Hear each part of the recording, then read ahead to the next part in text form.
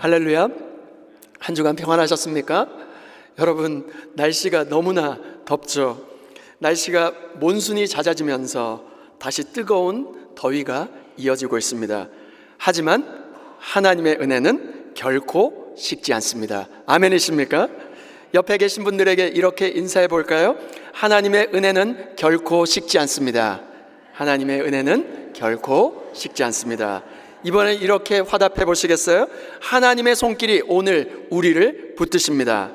하나님의 손길이 오늘 우리를 붙드십니다. 아멘이십니까? 오늘 말씀을 시작하기 전에 한 가지 질문을 드리고 시작하고 싶습니다. 여러분은 인생의 커다란 문제를 만나면 그것을 어떻게 해석하십니까?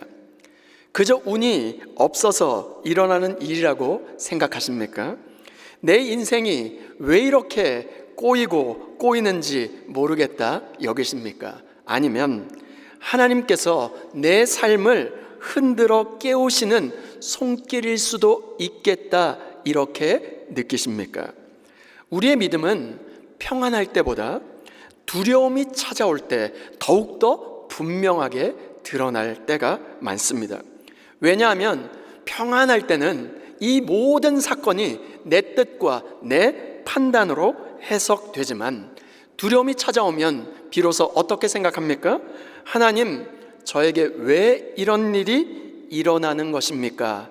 라고 되물어보기 때문입니다. 우린 지난 시리즈 바로 13번째 말씀을 통해서 언약의 사람은 깨어난 양심 앞에 선다는 말씀을 들었습니다. 형들은 21년 동안 덮어두고 살았던 그 죄를 마침내 자기 입으로 고백하지 않습니까? 우리가 아우의 일로 말미암아 범죄하였도다. 양심이 깨어났고 그들이 고백해 냈을 때 바로 그 말을 듣고 어떻게 됩니까? 그 자리에서 요셉의 눈물이 터졌습니다. 회복의 문이 열리기 시작한 것이죠. 그런데 오늘 본문 말씀은 바로 그 다음 장면을 그려내고 있습니다. 형들은 이제 곡식을 가지고 지금 가나안 땅으로 돌아가는 길입니다. 그런데 시므온은 묶여 남겨져 있었습니다. 그리고 집으로 돌아오는 그 길에서 예상치 못했던 일이 발생하게 되었습니다. 곡식 자루를 열어보니까 자기들의 돈이 그대로 거기에 들어 있는 것이 아닙니까?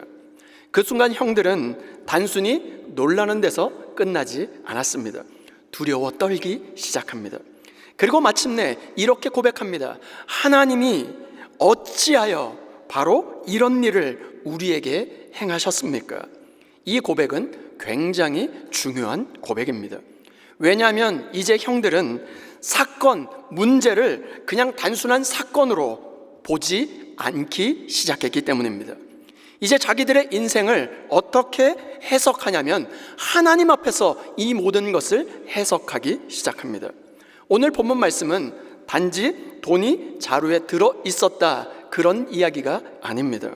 오늘 본문 말씀은 깨어난 양심 위에 하나님께서 두려움까지도 사용하셔서 이들을 더 깊이, 더 깊은 곳으로 하나님 가까이로 이끌어가고 계시는 장면입니다.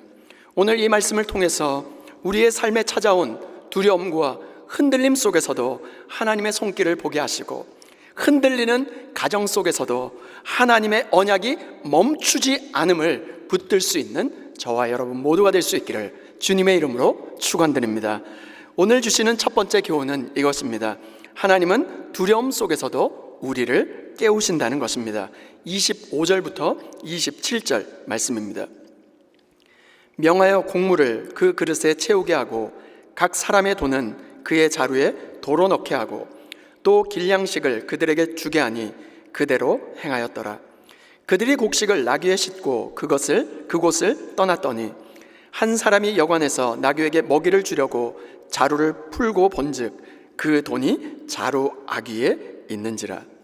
오늘 본문 가운데 가장 이상한 사람이 누구일까요? 형들일까요? 그렇지 않습니다. 요셉입니다. 요셉은 형들에게 곡식만 주지 않았습니다. 돈을 다시 집어 넣었습니다. 길 양식까지 준비해 주었습니다. 그런데 왜 요셉은 형들 몰래 이 돈자루를 넣게 되었을까요? 왜 형들에게 말하지 않았을까요?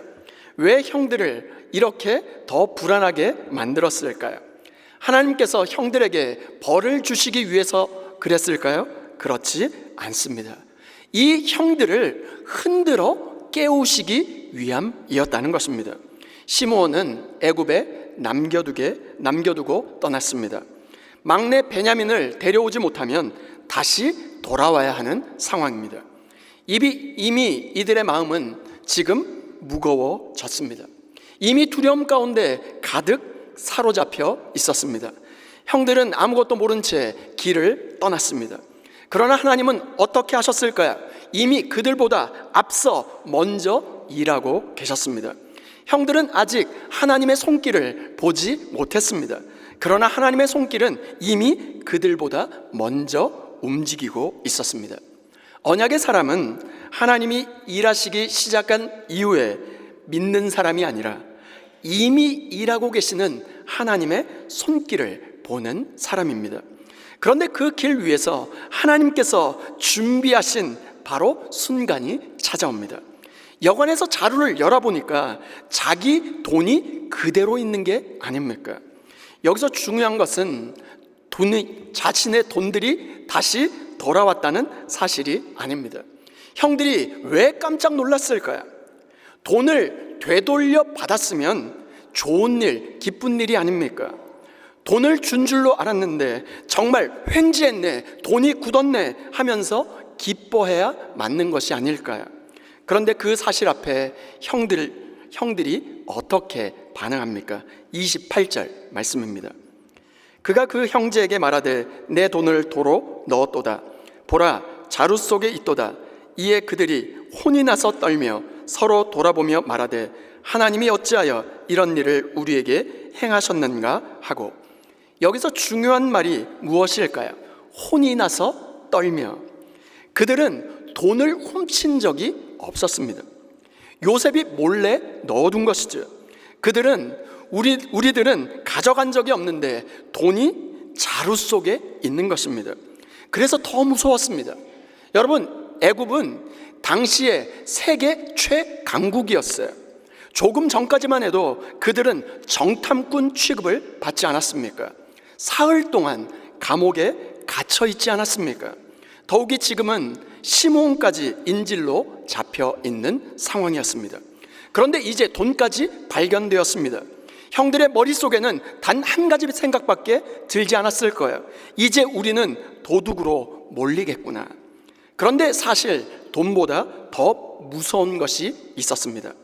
하나님께서 이들의 잠자던 양심을 깨어나게 하지 않았습니까? 21년 동안 무슨 일이 생겨도 이 모든 일은 우연으로 이어진 것이라고 그들은 생각하며 살았습니다.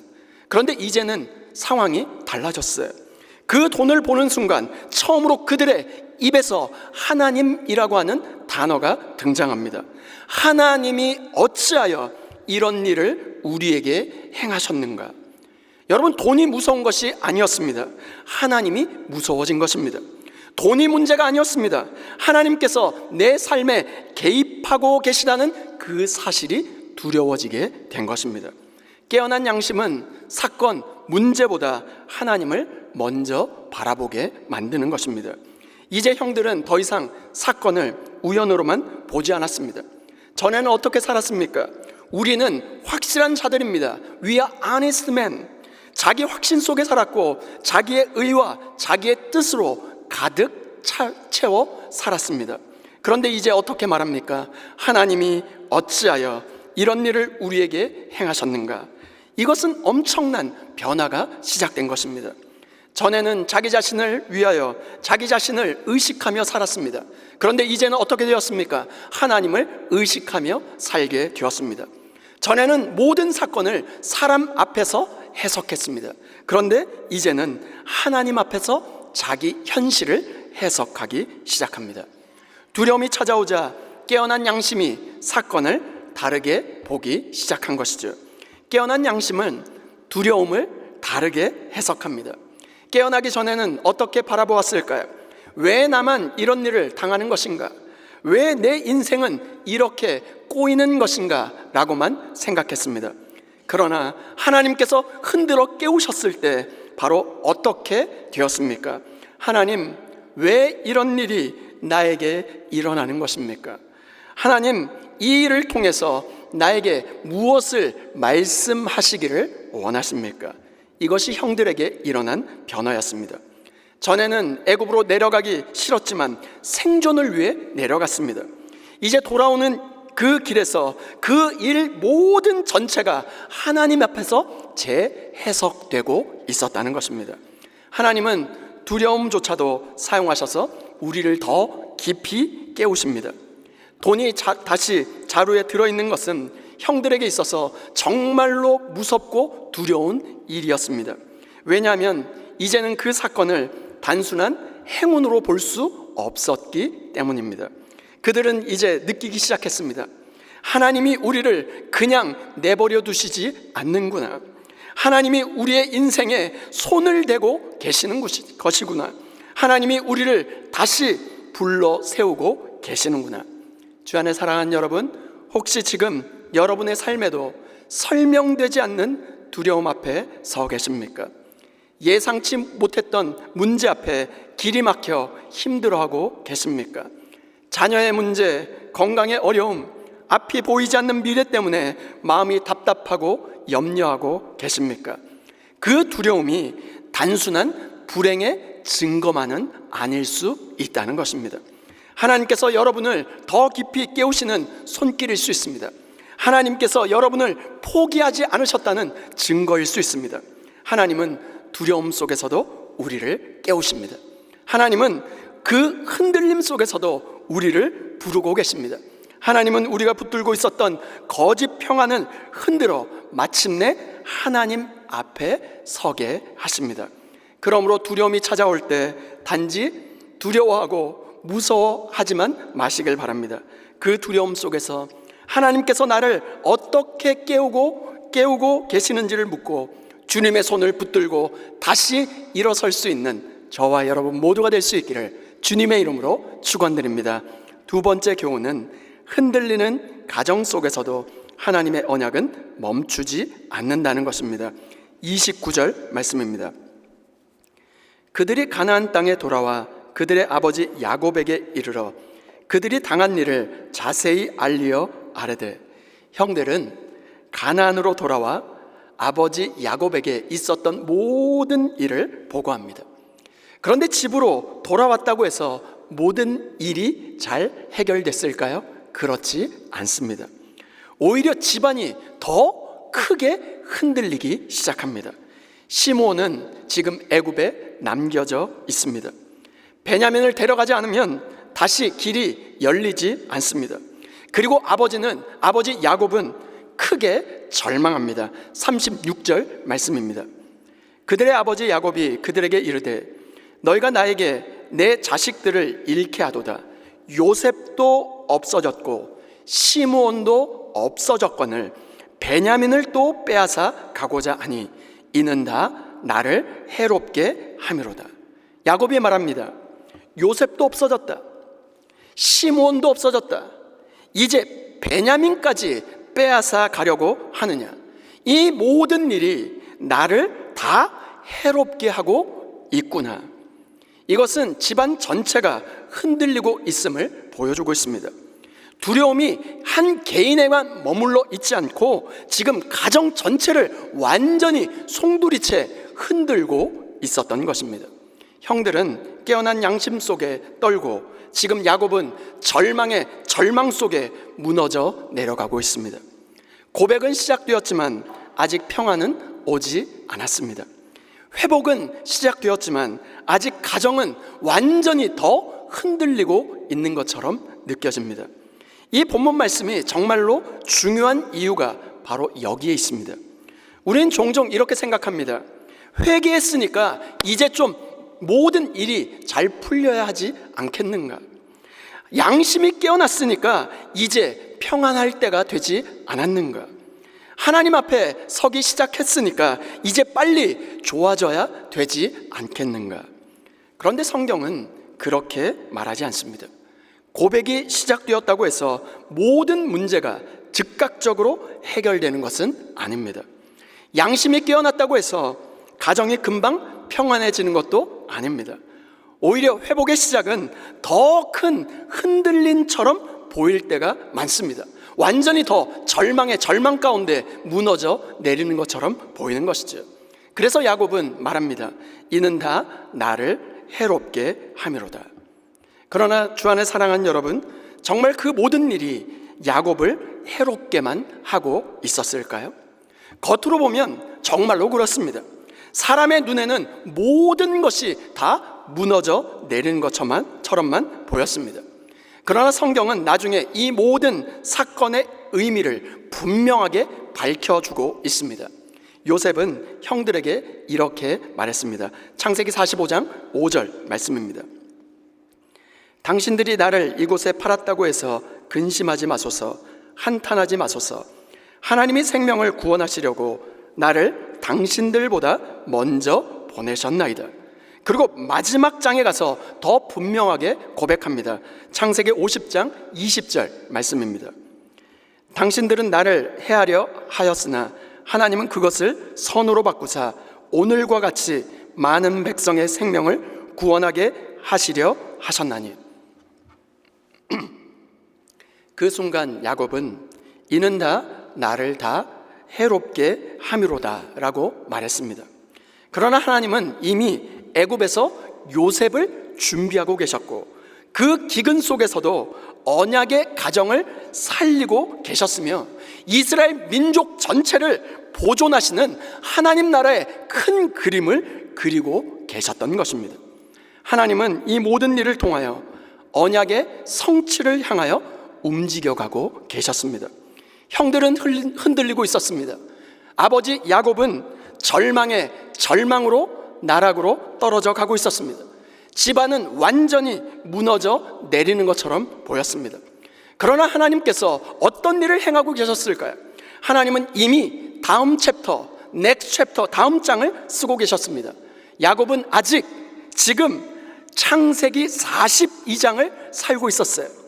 그러나 하나님은 무엇을 보고 계셨을까요? 창세기 50장을 보고 계셨습니다.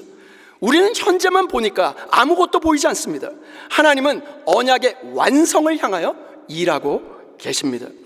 이 창세기 사건을 정확하게 신약이 이렇게 해석하고 있습니다. 우리 다 같이 한번 읽겠습니다. 로마서 8장 28절 말씀입니다. 시작. 우리가 알거니와 하나님을 사랑하는 자 곧 그의 뜻대로 부르심을 입은 자들에게는 모든 것이 합력하여 선을 이루느니라. 아멘이십니까? 야곱은 모든 것이 다 나를 해롭게 한다라고 말했습니다. 그러나 하나님께서는 어떻게 지금 그 사건을 어떻게 해석하고 계십니까? 모든 것이 합력하여 선을 이루느니라. 아멘이십니까? 누구의 말이 맞습니까? 야곱의 말이 맞습니까? 하나님의 말씀이 맞습니까? 하나님의 말씀이 맞았습니다. 야곱은 모든 것이 끝났다라고 생각한 그 자리에서 하나님은 언약을 가장 놀랍게 이루고 계셨습니다. 형들은 흔들렸어요. 야곱은 절망했습니다. 집안은 완전히 무너지는 듯한 그 절망의 그 한 지점에서, 한중간에서 하나님의 역사는 시작되는 것입니다. 하나님의 언약은 우리의 눈물이 끝나는 곳이 아니라 하나님의 계획이 시작되는 곳에서 더욱 선명하게 드러나는 것임을 믿으시길 바랍니다. 하나님은 이 흔들리는 가정 속에서도 당신의 언약을 멈추지 않고 계십니다. 이것이 얼마나 큰 위로입니까? 우리의 가정이 흔들릴 수 있습니다. 관계가 꼬일 수 있습니다. 문제가 더 커지는 것처럼 보일 수 있습니다. 기도해도 당장 무언가 해결되지 않는 것처럼 느껴지십니까? 회개했는데도 여전히 답답할 수 있습니다. 그러나 그때 기억해야 합니다. 흔들리는 가정 속에서도 하나님의 언약은 멈추지 않는다는 것을 말입니다.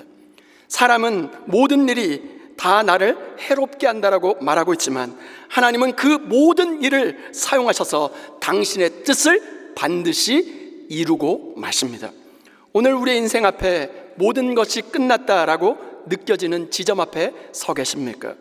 그러나 모두가 이미 끝났고 무너졌다고 말하는 그 자리에서도 하나님은 여전히 지금도 앞으로도 영원토록 일하고 계심을 믿으시면 아멘 하시기 바랍니다. 혹시 지금 여러분의 인생이, 여러분의 가정이 흔들리고 있습니까? 기도하고 있지만 여전히 답답하십니까? 나 한 사람의 문제를 넘어서 집안 전체가 흔들리는 것 같으십니까? 오늘 말씀은 우리에게 분명히 그 해답을 알려주고 있습니다.